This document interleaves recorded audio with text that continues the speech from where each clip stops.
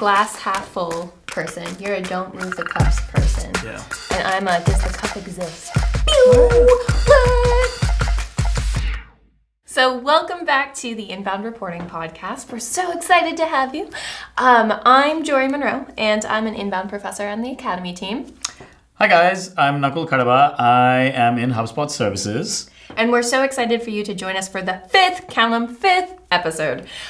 So to kind of review where we are at, we've kind of walked through two steps of the inbound reporting framework. So we've covered with Kyle and Adriti what it looks like to map your flywheel and how that fits into your business. And then with Julian and Mike, we covered really setting your business goals and how to continue to align with different teams across your organization. So today, I'm so excited because we have such a special guest with us.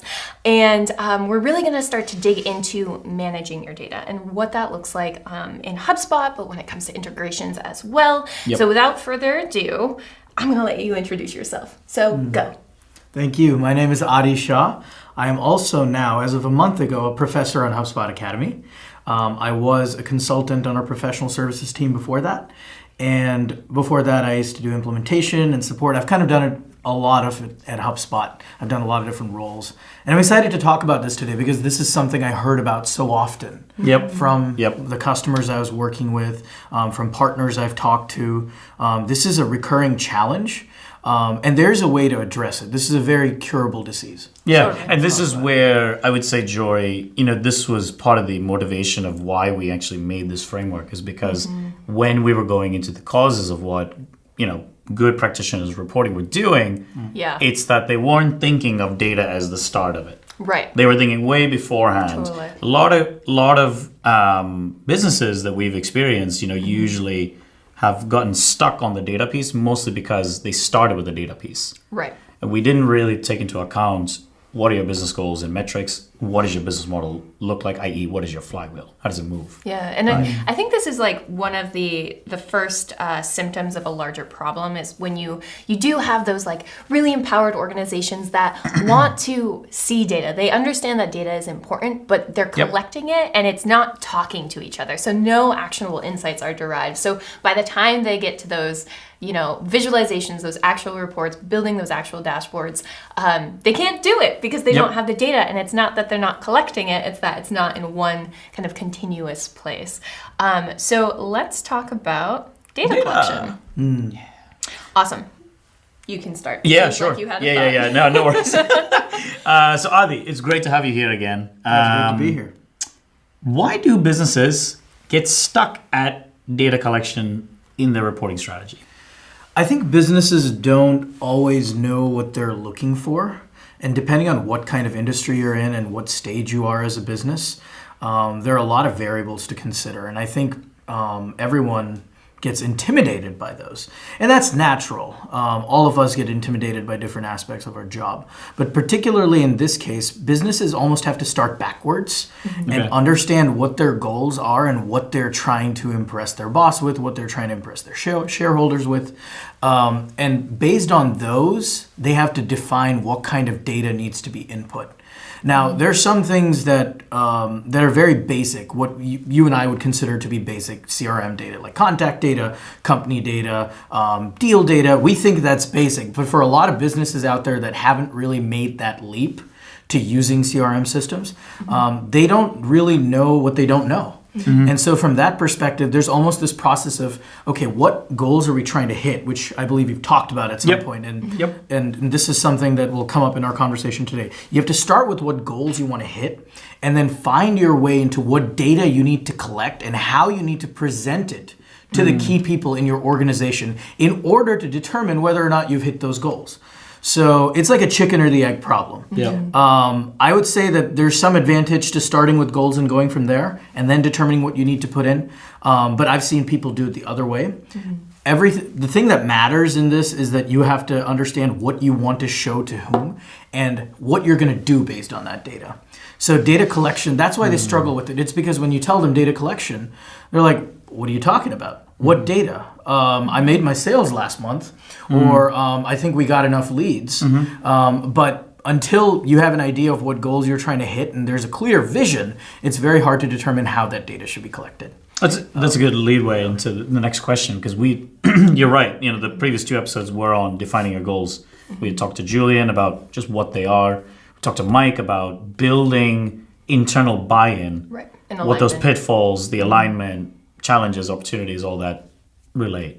Definitely. So Yeah. I'm not sure if this was exactly the next question you wanted to do, but I wanted to kind of double down on something you said. So for a little bit of context, Adi here was like one of the most sought after consultants at HubSpot, I would argue. And so I'd like you to walk me through potentially what types of conversations would you have with those new clients that might not understand CRM data, might not understand how like the HubSpot data ecosystem really works, when really trying to track down what information is the most important? Yeah, that's a very good question. And I think I'm going to use the example of a startup. Okay. Because I consulted quite a few customers in the HubSpot for Startups program. Very ambitious, very driven.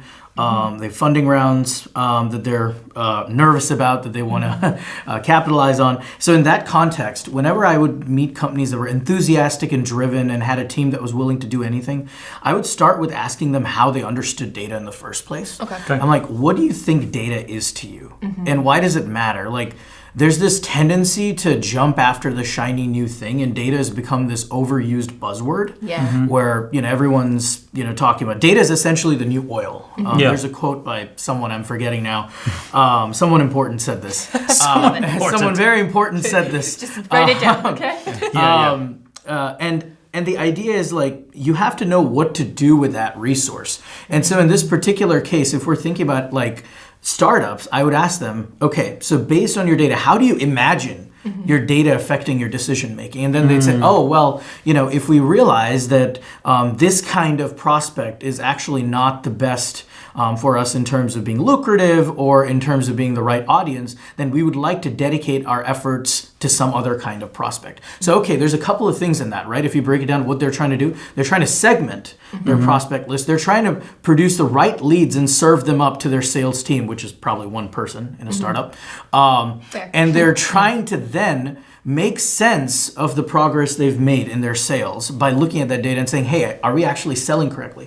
So just by having that conversation around what people expect data to be for them and what they want to do based on that data, that second part is really key. You can collect all the data in the world, but if you don't have something you want to do with it, then arguably you're wasting real estate in your HubSpot portal or account. So these are the 2 things that I focus on. I start with that discussion, and then I break down into things that are industry specific, KPIs that I've seen other organizations use in a similar space. I don't know if that kind of starts answering that question. No, it does. Yeah. So what about when you would get like an existing customer, maybe through like a handoff or like, I don't know, you get an existing customer and they might be using a couple integrations. Yeah. How is that conversation different? That's a very interesting question. So it depends on the nature of the integrations. Okay. So first of all, what is the purpose of the integration? What kind of data? Now, what an integration is it's supposed to make both systems better. Right. No software is an island unto itself. You need something that connects them, and if you try to do everything in one software, sometimes you won't get a complete business solution. So the first question is, what is the integration doing? How are you currently using it?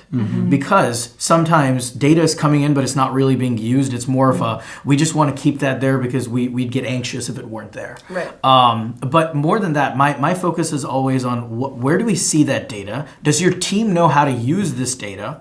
To take an example, there are folks who have integrations between Help Scout and HubSpot, and they're getting data on help tickets that have been filed, etc.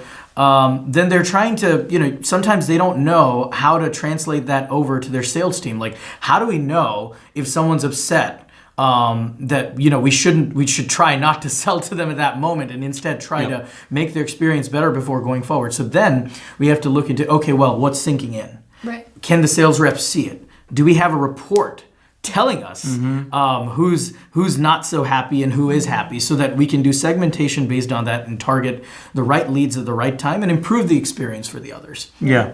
So that process of really taking a question, breaking it down into all the dependent variables, and then targeting each one of them with a data strategy. That's to me, that's what data management is. This is, you could say it's data implementation, but these terms kind of meld together a little bit. And would you say in a larger organization where you have like that key business goal, right, with those key metrics along the teams, like how do you using that? Would that be the start of, talking about your data management and collection strategy? And then how so? That's a good point. So if you've got a couple of different teams, they're, hopefully if they've watched the goal setting podcast that you've done then they've set some sort of common goal that everyone can align around. We call it an M spot at HubSpot. And so in that context, what I start with is if there are some goals that have been set, that's great. Then we can use those to determine what pieces of data each team is contributing to that overall vision that they're trying to build. And it really breaks down into how much visibility is there into each of these data points. Are the people that need to see the data in each of these teams able to see it and do something actionable based on it? Because oftentimes you have situations in which the data exists, but the only people who are looking at it are managers who are not necessarily using the data in their day-to-day. They're so far removed from what their employees are doing, when in fact their employees are the ones who would benefit the most from the data.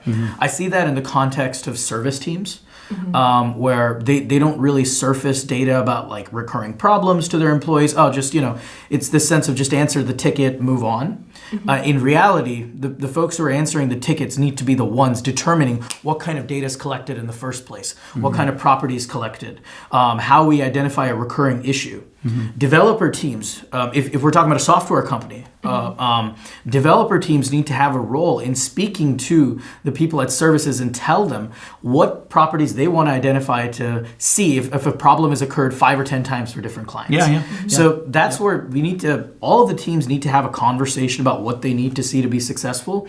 And then whoever's handling the data strategy for that organization needs to take all of that feedback into account, synthesize it, and then create a data strategy based on that. That benefits all of them. I didn't know if that was a little roundabout. No. It does answer it. Yeah, because I mean that you also alluded to, the types of data that's being collected. In HubSpot, I mean, we call it properties. In other systems, they may call it fields. Do those different types of properties really make a difference in collecting that data? I'm sure on managing that data it makes a difference, but what about collecting it? No, absolutely. I mean, the properties, there's a couple of different things. When you're entering data into a system, it's not as simple as just, if you have the wrong kind of property, you will end up creating data that can't be parsed or searched. There are so many examples where people have single line text fields for things that really shouldn't be single line text. And that might seem like a really nerdy point to bring up, but we're all nerds, so you're trapped.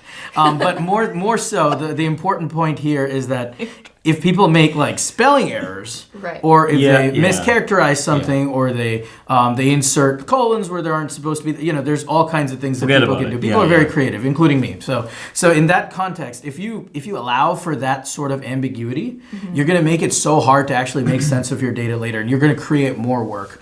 Now, the key there is to pick the right kind of property for the right kind of data, to understand how the team's going to use it, and then to instruct everyone to insert it the right way. And these might seem like obvious steps, but please, try to set up your own reporting strategy, and you'll realize that there's a lot of different variables because people aren't doing things the same way. And until that conversation is something that's taken seriously by the different teams, and what you're talking about, 3 different teams. Then you can't really, you can't pick the right properties because you don't know what people need.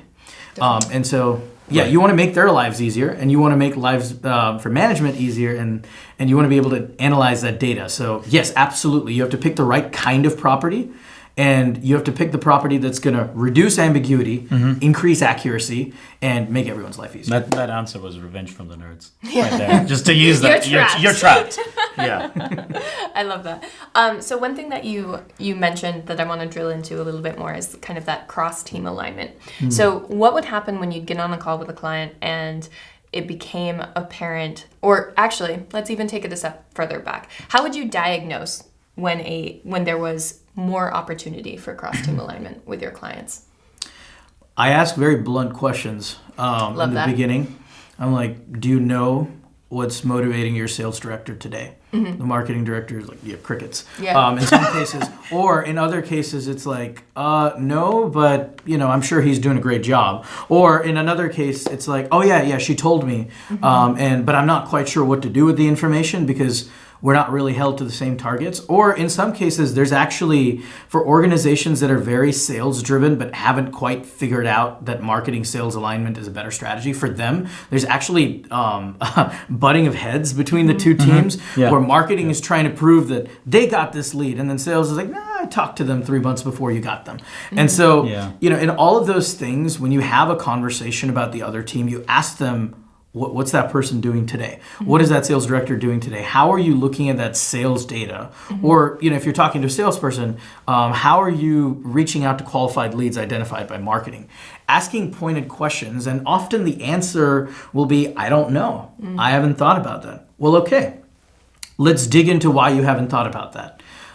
So far, we haven't really needed to, they've done their job and we've done our job. And I'm like, well, you're here to embrace an inbound strategy. You're here to get those leads.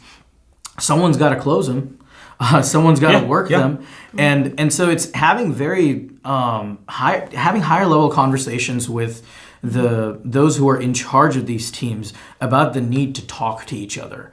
And particularly for sales, I say, the key way to motivate a sales team is to tell them that, hey, this will help you hit your quota quicker and will help you hit your quota better over the coming months.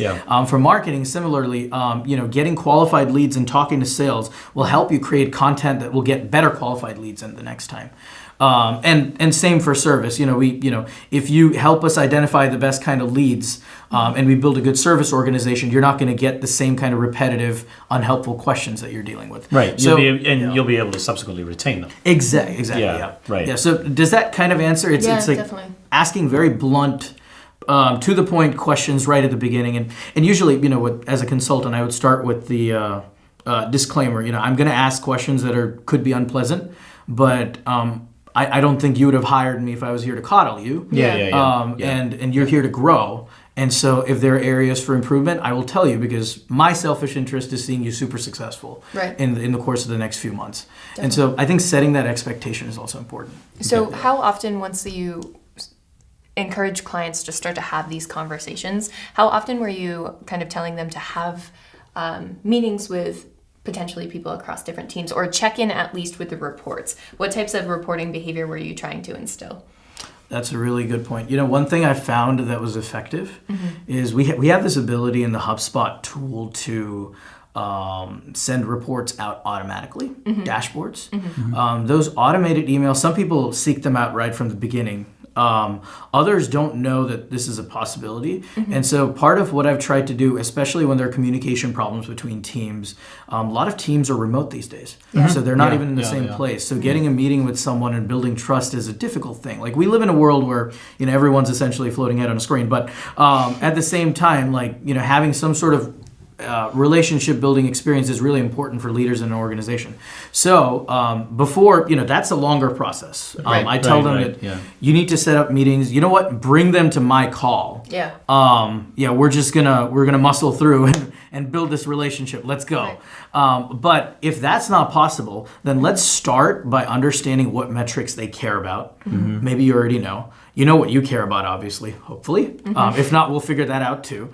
And you know what the other organization, the service organization, cares about. So let's bring that all together and start constructing some kind of a dashboard. And then let's have it send out to people at the beginning. So the first time people see it, they'll be surprised. They're like, what is this? Or wait, that's not exactly the metric I want to track.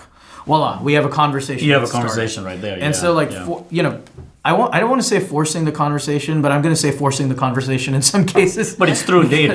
But it's through data. And I think that's the point you're trying to bring up. Because generally, it's an approach that I've seen in my exposure as well, where if you just show a report that, for example, shows nothing, all of a sudden, your customer speaks out and says, why is there nothing on this? There should be something on this. Oh, where is it? And then you start kind of diving in further down. So, we talked about, property types, and different forms of data and how they're coming up as a challenge. We talked about people being in all remote corners of the world as another challenge. And what are the other challenges you've kind of seen in data collection in particular? Yeah. Yeah, I think some of those definitely hit the nail on the head. The other thing I've seen people struggle with, especially when it comes to getting the right data, I think they struggle with getting their teams to actually do the step of putting that data in, because there's a thin line between overwhelming your team and keeping their trust. Yeah. Teams that have to enter tons of data, especially if you've been on sales calls all day and you have no time, and let's say you give them 34 properties to fill out after every call. Yeah. Oh yeah. They're gonna. That's a lot. Yeah, they're gonna mutiny you. So they'll throw you overboard the ship. So like in this case, I don't really blame it. It's really hard. So you have to. It takes some work on part of the person in charge of the data strategy to determine exactly what they need to collect in order to keep the ship moving. Now, in this case, sometimes you do have to push that. And so that's where, you have to, whatever you're asking them to do that is additional to what they've been doing already, you need to actually have a rationale for that. Right. And so this seems like a small thing, but business change or change management for businesses is the hardest thing. Most businesses fail at it. Right. But if you can instill that culture of, this is for your own good that we're collecting this data so that we can make your lives easier and do better as a business and all of us go home a little happier, that conversation is really critical because, yes, you can have the wrong properties. You can correct that. You could be collecting the wrong sort of data. Okay, you can correct for that. But now that you know the right kind of data you want to collect, you have to pick and choose what part of it is feasible for the team to do. And your answer is really an extension of last episode when we talked with Mike about saying, it's not necessary. It's not enough to just tell your team, this is our goal, this is our metrics, here's the process that we're going to do it. Reaching out to other teams as well and understanding what they care about, right? And saying, well, this is how we're going to relate to that. Definitely. Right? And this is it, just by saying this is the data that we're going to collect to validate that we're achieving our goal in metrics. We're also achieving the organizational business goal. Yeah, absolutely. And really instilling that sense of purpose along the way, right? Where it's like, it's not just you're collecting this data, but your team knows why you're collecting this data and how it will help them in the future so that they're more likely to kind of continue the machine. That makes a lot of sense. So what types of organizations or industries did you find struggled with data collection in particular?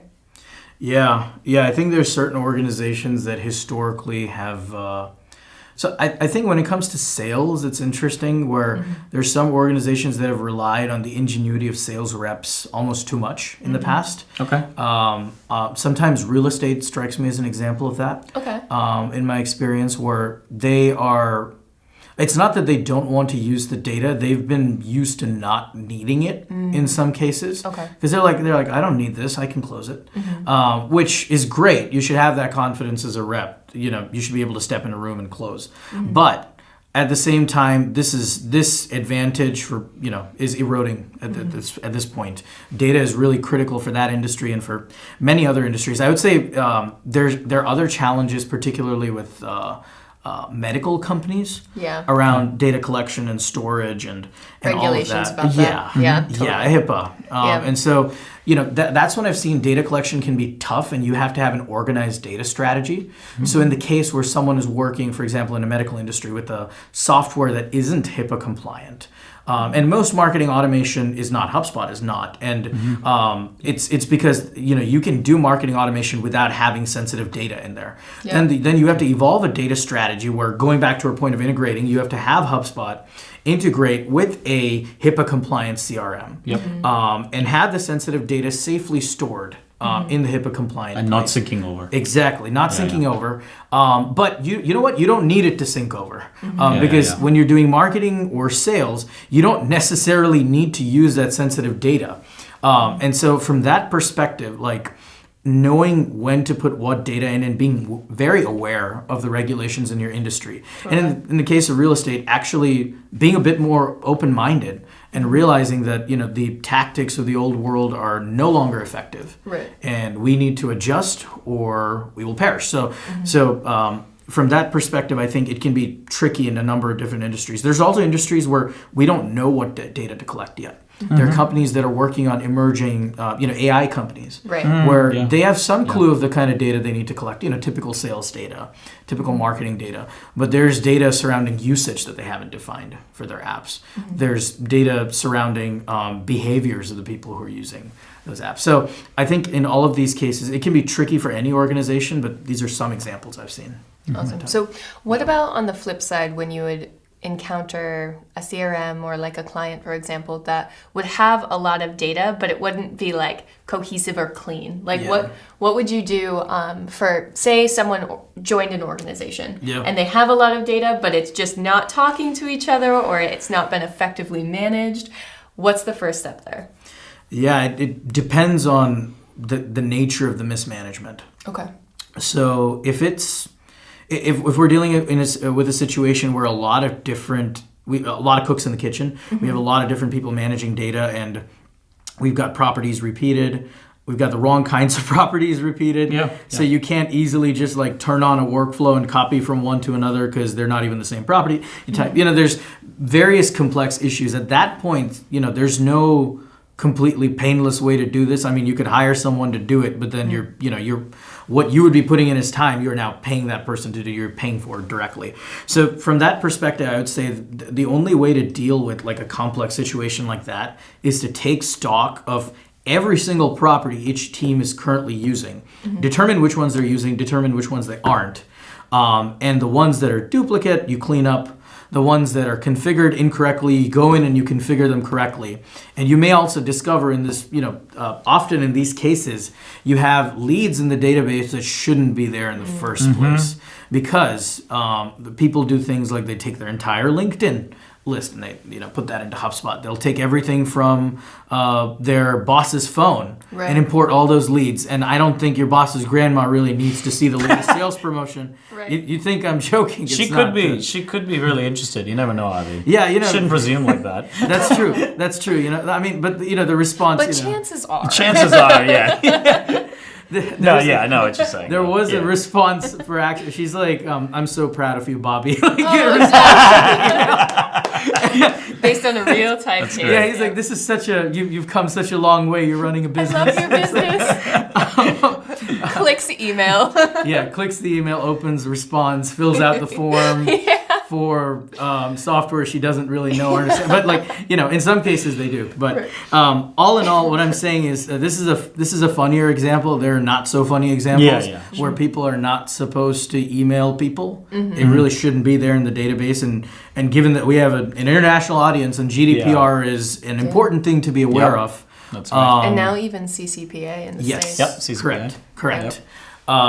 Keeping in mind that we don't want people in there who don't belong in there. And often with databases that are mismanaged, that is inevitably the case. Gotcha. So being aware of all the risks that are like when I encounter customers who are not willing to clean up their database, I have to educate them on the risks and say that I'm telling you all of these things so that you are making an educated decision. Right. If you ask me what I would do, I would clean this up first. Right. And you can do it side by side with your reps. Nothing has to come to a grinding halt. It isn't nuclear science. It just takes like time, effort, and dedication to do it. And I've seen certain customers, I can't take everyone's names, but do a fantastic job. I think the customers that do a great job at data cleaning themselves are those led by someone who's used marketing automation in some way before. They have an idea of what data product is exposure. Important. Exactly. Product exposure, not just HubSpot, elsewhere too. And they can apply those. So I think that's really the key. It's understanding the risks of a complex database, taking stock of each and every property and how it's being used, which is painful but necessary, and you got to do it sometime. And then using that audit as an opportunity to improve upon existing processes that are flawed.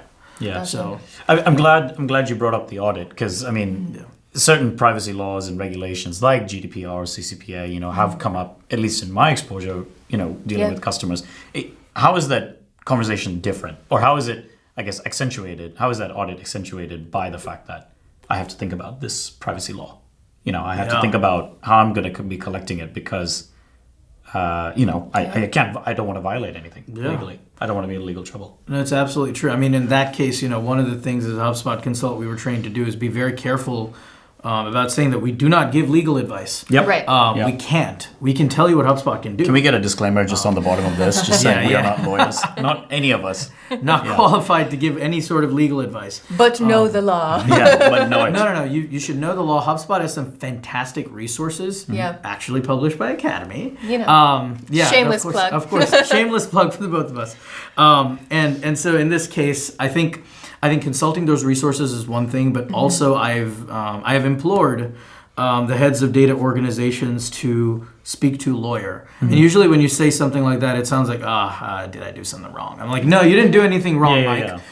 You need to talk to a lawyer because I can't tell you what you should do in that sense. I can tell you these are the resources available to you and this is the law. And these are real risks. And these are real risks. That's right. And so there's this sense of, they're not going to do anything. Well, I'm like, you don't want to play with that kind of a risk. Do you know that as a for business sure? owner. Yeah. Do you know that Yeah. for sure? Yeah. They don't. Yeah. And so, it's like you want to be very risk averse when it comes to this. Because it's one of those things that's so easily corrected. Right. It's like going out and standing in the middle of the road. And it's incredibly risky, and hopefully in Boston, no one would, you'd be safe because pedestrians are king. But Sort of. It depends on where in Boston you are. It depends, right? It's one of those things where it's not worth taking on additional risk, Right. and we try to be very clear about what those are and arm people with the resources, and then teach them about the HubSpot tools that help them mitigate their risk and be better marketing citizens. And I love that advice, not legal advice, but Right. Not legal perception advice. that you should think about your data management in light of these new regulations. Because I think what was interesting to watch unfold when GDPR was kind of new and being implemented was you might think that you have like your data management down to a science, but when looked at like in light of these new regulations, like it just might be eye-opening in terms of how you're collecting your data. My phone is ringing and it's very distracting. Yeah, I was like, But yeah, so what is that noise? yeah. But I think it adds a new facet to thinking about how your data is managed. So know the law. Yeah. Oh my god. Yeah, but consult a lawyer. Right, but consult a lawyer. Yeah.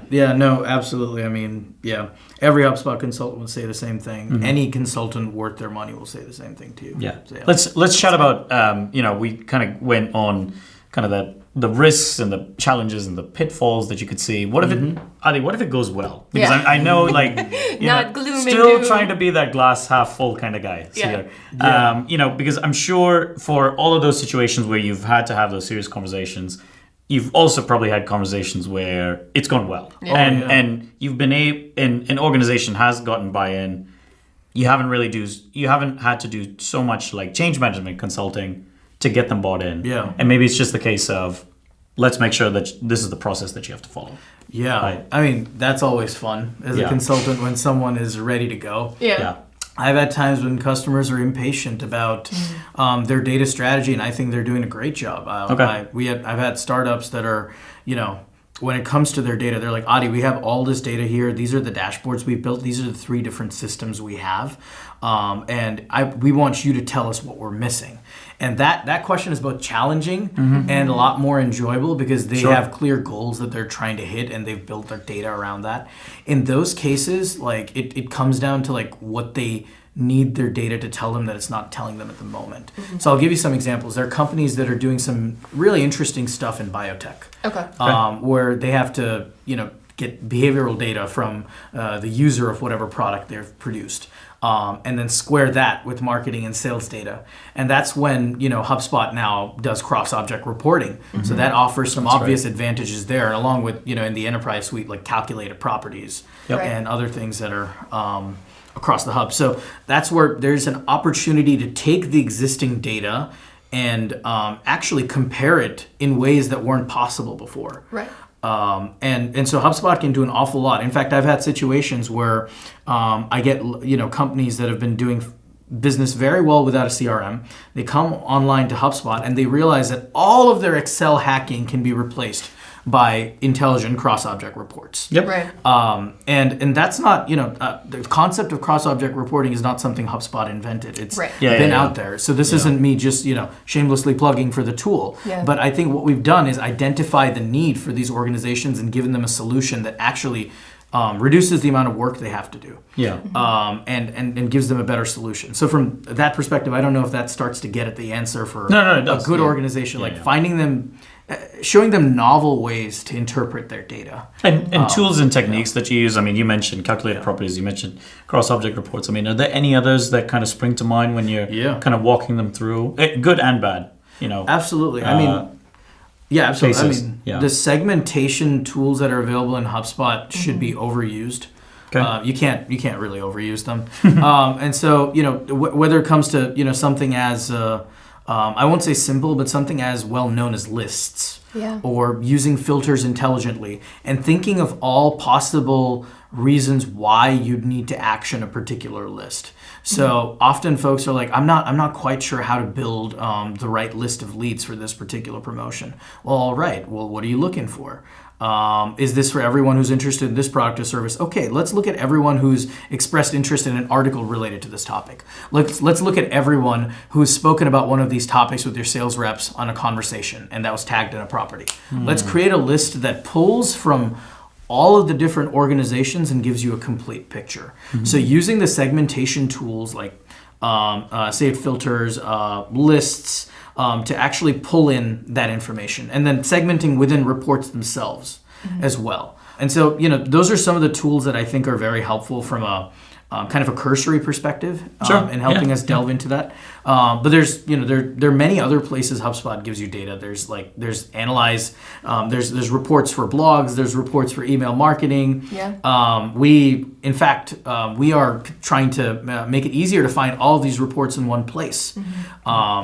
And yeah, I mean, the list is quite large, but I think those are some of the basic tools and strategies I recommend. Like start with building a good list of lists and saved filters and reports that you can rely on. And then from there, we can cross them and get creative. And what I love most is when the organization starts getting creative with the data themselves and they start asking me questions that are, I'm like, wow, actually, you know what? I think you're right. I think this is the only possible way to do this. And he's like, I knew it, because he had invested that time in in learning the system. So I don't know if that's an appropriate way to phrase that. Yeah. Absolutely. So when do you start recommending that people kind of automate their data management?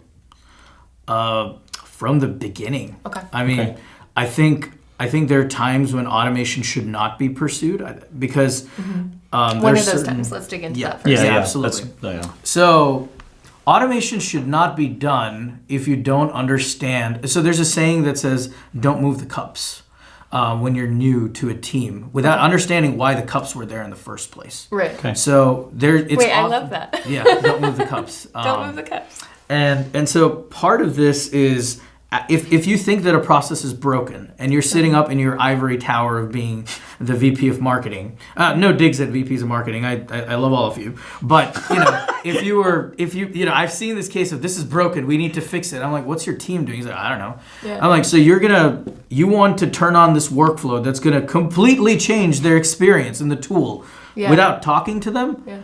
And in one case, it's like, they'll have to do what I said. I'm the marketing VP. And predictably, it led to complete chaos for the next week.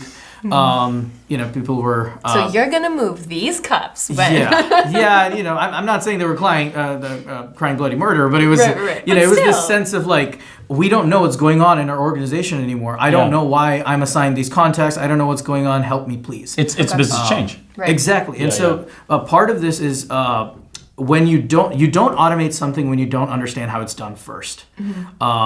Take stock first. Absolutely. Understand, don't move the cups without understanding why they're there. I'm going to use that all the time. Yeah, that's actually a really good new favorite. And then from there, you have to understand why when you move the cups, you have to tell people why you've moved the cups and make sure that you're actually, this is where the metaphor ends. I guess I could say something about like moving cups efficiently, but I won't go there. I'll say that you want to create automation that actually makes people's lives easier. Yeah. And so from that perspective, there's 3 steps. Take stock of what's happening. Don't move the cups. Figure out what cups need to be moved. And then tell people and then ask them for feedback. This is why the cups are moving. Exactly. And like, is this helpful to you? Are you cool with me moving the cups? This is the purpose to kind of go back to like some of the themes that we're creating of moving the cups. Yeah, and you also need to identify when certain processes are not broken to begin with. There are certain things, there are workflows that are built out all the time that are never used. Interesting. Because they spent all this time building out this workflow and they realize, you know what, we need like 2 steps from this and the team can do it. And they find that easy, and you know what, you got to pick your battles. If you got to keep your eye on the prize. You're not trying to radically change everything in one evening, which some people definitely try. Especially with workflows. Yeah, absolutely. They feel very powerful. I think it's like playing God for a moment. You're like, oh, I can flex so many powers at once. Change all these properties. Change all of the properties. Reports who? Yeah, absolutely. But the problem with that, getting intoxicated by that power is that you are quite possibly introducing more complexity into the lives of your team. Right. So we see that all the time. I mean, I'm sure all 3 of us have seen that, where we look at maybe a workflow and you have to zoom out all the way and you still can't see the whole thing. And then you ask the simple question, which Adi, I'm sure you've asked, what is this doing? Yeah. Why does this exist? Internally, even for the internal ones, what is this exactly doing? And then you may get an answer, and if you get that answer and it's confident enough, great. Yep. Totally fine.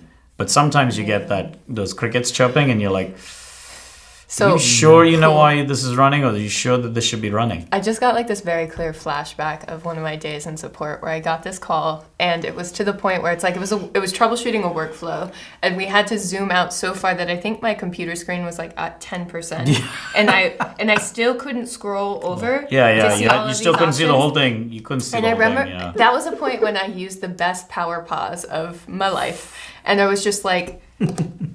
Explain like what is going on, like what is the purpose of this? And I'm sure Adi, you were in support too. You remember those days, and I think always to kind of go back to another theme that we're kind of establishing with data, always starting with the why. Like, why does this exist? Why are you collecting this? Is there a way to be more efficient? If you rather than 56 branches, if you could do it in one. Especially if you could consolidate things into like similar properties. Right. Because the reporting implication is pretty straightforward from this point of the framework, right? Yeah. If you understand your business model, you got your flywheel, you've defined your goals and the metrics by the team, right? Then we're getting into data collections. Like, well, we know that the data that we collect should supposedly answer the question or address the point of, did we achieve our metric, i.e. did we contribute towards our business goal to make our flywheel spin faster, right? It's how we want to showcase that. Absolutely. And Adi talked about, we were talking about property types, right? Depending on whether you have something like a single line text or a number versus radio select versus, any of the other ones I cannot think of right now, can really show a cleaner set of reports or visualization that you can show later. Absolutely. So on the flip side of that question, what are some good use cases of like automating where it's like the team should just like not have to worry about this at all? Yeah, thankfully there's a bigger list there. I mean, I think some examples that I've seen very obviously, and I'm going to call a few of them out. With sales, we have this property in HubSpot called Lead Status. And this isn't actually really that nerdy at all. It's something that salespeople understand very intrinsically. They need to understand where the lead is in the process. Have they reached out to them? I mean, these are basic organizational tools. And so you can actually automate them using workflows. So like if a salesperson sends out an email, hey, they don't need to go in and mark that they've sent out the email. HubSpot recognizes that the email's been sent out and will automatically mark it as having gone out.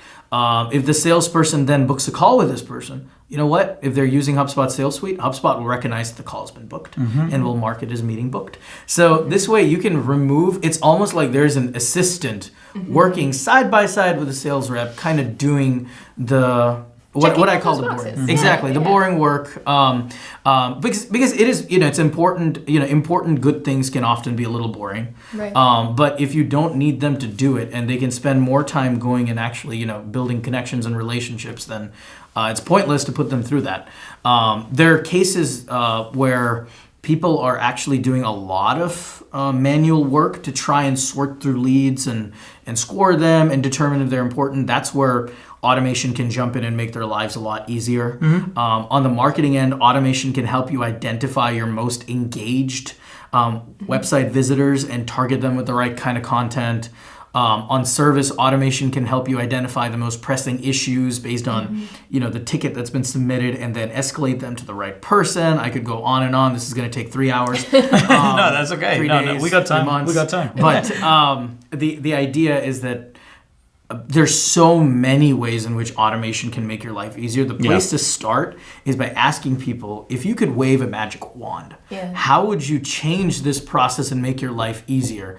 How would you imagine you'd be doing this if you were, 100 years into the future? How do you imagine you'd do this? Right. I love that question. That's actually something that Academy, to like kind of gut check our own processes. We were just actually in a meeting that had a very similar exercises running that with our team. So that's a definitely helpful question to ask. Yeah, for sure. Yeah.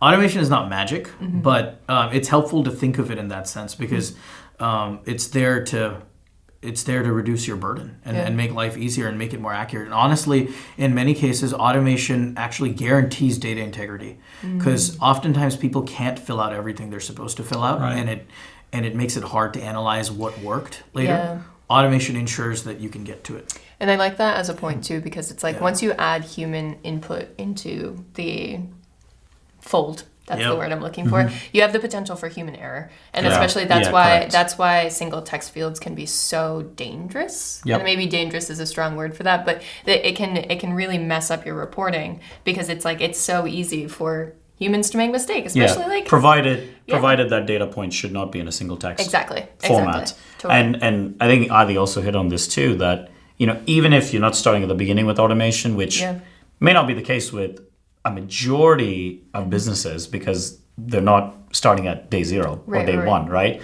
You still have things like filters. You still have things like bulk CRM editing of those properties to say, I'm going to go in and try to tackle this instead of one by one. I'm going to try to do this 100 at a time or something based on common attributes that I already exist between these contacts, right? Or companies or don't exist. Correct. Yeah, that's a good point. Like workflows is one tool, but like Nakul was saying, bulk CRM editing is another great thing. It's people who use Excel before and are troubled by Excel love bulk CRM editing for how simple the interface is. I love Excel. I love Excel too, and I'll say that I love the way that we can do these things in HubSpot. And so, I think taking account of all the different tools that exist in HubSpot, not just workflows, that help you add a dash of automation to your life. And in this case, just a sprinkle, or sometimes the whole bowl, depending on how much you need. Just as long as it's not cinnamon, that's all. That's I guess No, well, I don't mind cinnamon, but like in this case, I'm thinking like the cinnamon challenge. That's what I was thinking about. That maybe not the whole bowl of cinnamon. That's like no. That's a lot of cinnamon. That's an awful lot. That's different. I didn't understand the context, but I love that we just like knew. I'm out of sync here. That's fine. Nicole and I spend a lot of time together. We do actually. That's fine. But that's the point. I mean, because I'm sure in your time as a consultant, or even as your time in both your times, maybe in support, I know for sure in support you were dealing with customers that came in the middle of this strategy, right? Of some sort, right? As a consultant, Adi, you probably were dealing with some net news that were coming on for the first time, but you probably were also dealing with businesses that were in the middle. And so you had to say, well, it looks like it's going to be a combination of let's bulk edit or filter what we have now.